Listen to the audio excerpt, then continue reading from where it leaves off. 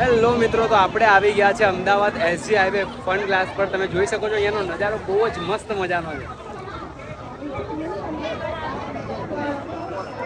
તો ચાલો તમને અંદરથી બતાવીએ કે કેવું છે અંદરથી ફન ગ્લાસ. તો અહીંયાથી ફન ગ્લાસમાં જવાનો રસ્તો છે, તમે જોઈ શકો છો.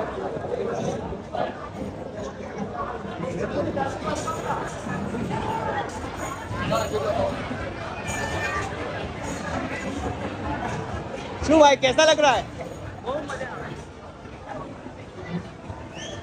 મિત્રો, જીવનમાં દુઃખ ઘણું બધું હોય છે, પણ એ દુઃખને ભૂલવા માટે કંઈક ને કંઈક આપણે એન્જોય કરવો જોઈએ. અને અમે લોકો અમારા ટેન્શન, જે કે આજે રવિવાર છે એટલે અમે અમારું ટેન્શન ભૂલવા માટે અમે આવી જગ્યા ઉપર આવ્યા છીએ અને બહુ જ મજા આવે છે. તમે જોઈ શકો છો નજારો અહીંયાનો. અને આ જગ્યા ઉપર જે પણ આવે ને એના મોઢા ઉપર સ્માઇલ જ આવી જાય. તમે ખાલી જગ્યા જો.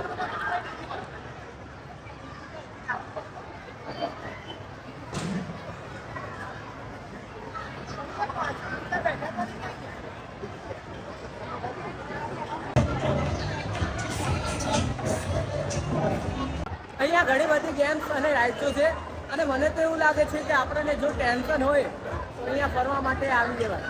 શું કેવું ગોપાલભાઈ? અરે અહીંયા એટલી મજા આવે છે ને કે બધું દુઃખ દૂર જતું રહ્યું છે અને બહુ જ મજા આવે. તમે પણ આવો તમારી ફેમિલી સાથે.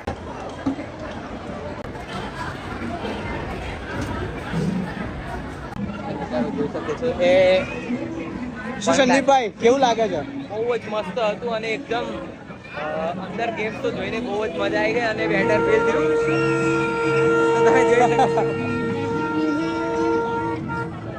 તો ફાઇનલી અમે એસજી હાઈવે આવીને ફરી લીધું છે ફન ગ્લાસમાં અને હવે ઘરે જવાનો ટાઈમ થઈ ગયો છે. બહુ લેટ થઈ ગયું છે, એટલે કેવો લાગ્યો બ્લોગ એ અમને આ કમેન્ટમાં જણાવી દેજો.